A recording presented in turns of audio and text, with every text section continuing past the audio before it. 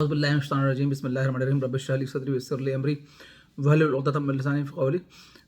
Viewers, आज से हम स्टार्ट कर रहे हैं प्री बजट प्रपोजल्स के हवाले से वीडियोस।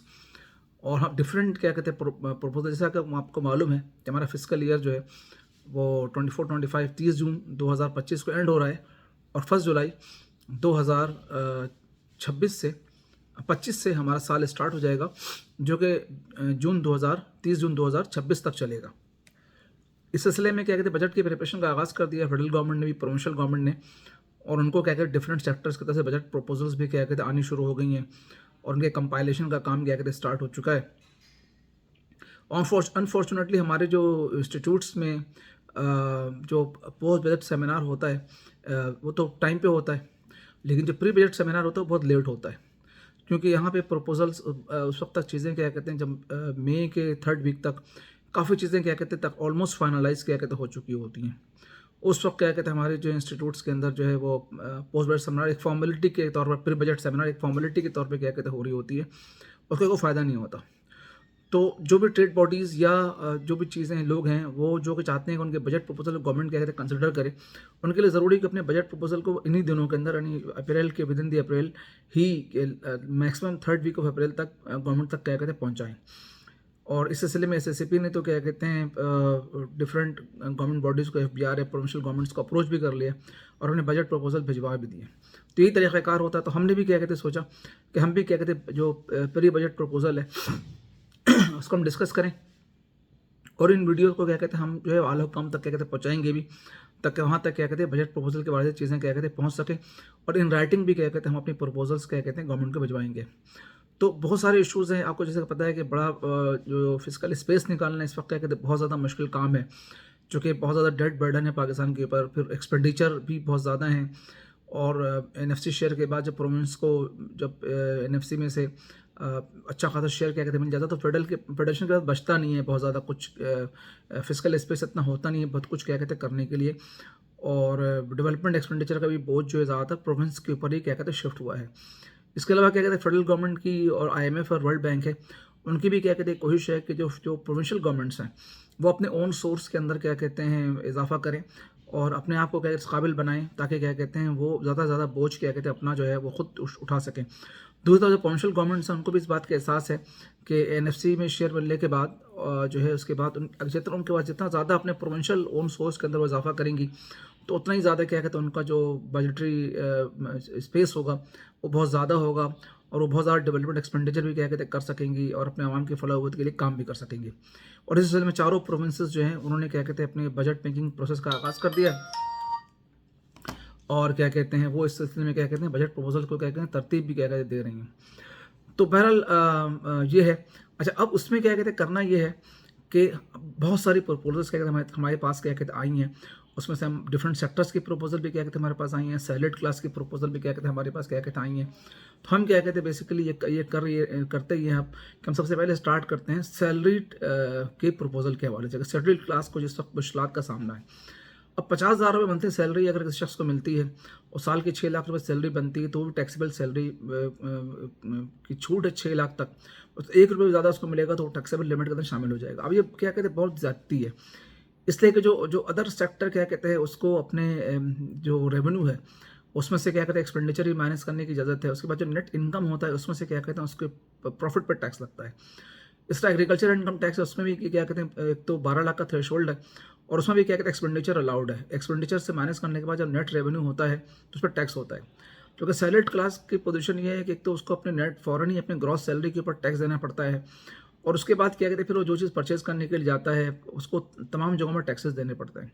इवन उसको छोटा छोटा एक्सपेंडिचर अपना होता है वो भी खुद बेयर करना होता है टैक्स देने आफ्टर टैक्स सैलरी से, अपने चाहे मेडिकल एक्सपेंडिचर्स हों या क्या कहते हैं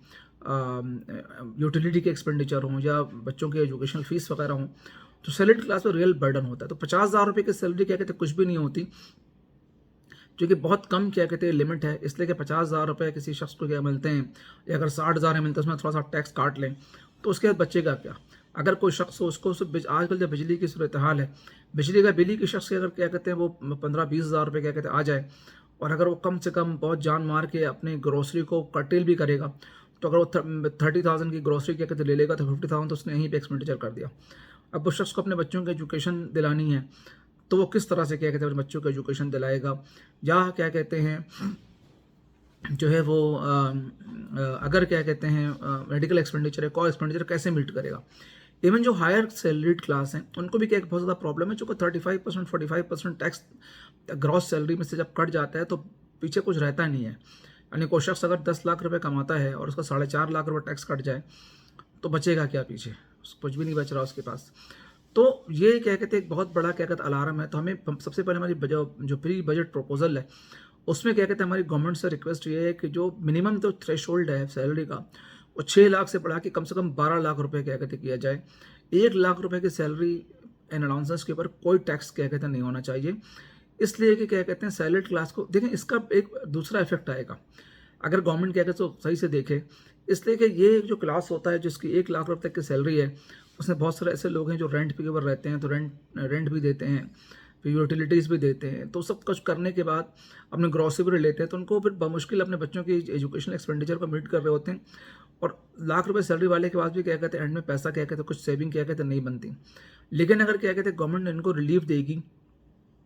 तो उससे इकोनॉमिक एक्टिविटी को बूस्ट मिलेगा, इसके उनकी जो एक्सपेंडिंग पावर है वो पावर क्या कहते हैं बढ़ जाएगी और अपनी ज़रूरियात को ज़्यादा बेहतर तरीके से पूरा कर सकेंगे, चाहे वो ग्रॉसरी की शक्ल में हो या क्या कहते हैं अपने बच्चों को अच्छी में स्कूलिंग करानी हो या क्या कहते हैं उनकी कोई और एक्टिविटी रिपेयर मेंटेनेंस की एक्टिविटी हो, तो उससे इकोनॉमिक एक्टिविटी चलेगी। जाहिर है कि जब लोग ज़्यादा एक्सपेंडिंग करेंगे तो इकोनॉमिक एक्टिविटी चलेगी। तो ऐसा ना हो कि चूँकि गवर्नमेंट के लिए सैलरीज क्लास एक आसान चीज़ है कि जी बस वही एक क्या कहते हैं उसको ज़रिया मिला हुआ है कि जहाँ पे आउटसोर्स सैलरी डिडक्ट कर लें, तो ऐसा नहीं करना चाहिए, बल्कि क्या कहते हैं सैलरीड क्लास को भी गवर्नमेंट को जीने का हक देना चाहिए। इसलिए हमारी इस प्री बजट प्रपोजल में जो आज की पूरी बेस करती है हमारी सैलरीड क्लास के ऊपर कि सैलरीड जो क्लास है उसको जो मिनिमम थ्रेशोल्ड है उसको क्या कहते हैं कम से कम 12 लाख 1.2 मिलियन तक क्या कहते हैं किया जाए और 1 लाख रुपए पर मंथ सैलरी के ऊपर कोई टैक्स क्या कहते हैं नहीं होना चाहिए। इसका मल्टीपल इफेक्ट आएगा, इस पर क्या कहते हैं इकोनॉमिक एक्टिविटी बढ़ेगी, परचेजिंग पावर लोगों की बढ़ेगी, लोग परचेज करेंगे,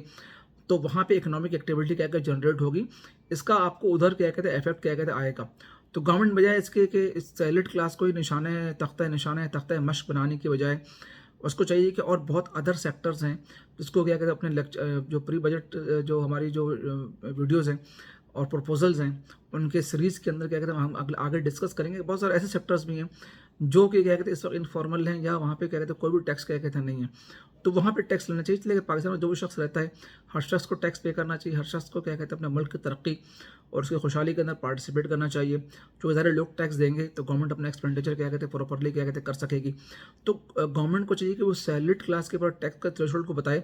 और जो 700 अरब रुपए की करप्शन FBR के अंदर होती है उसको पैक करे।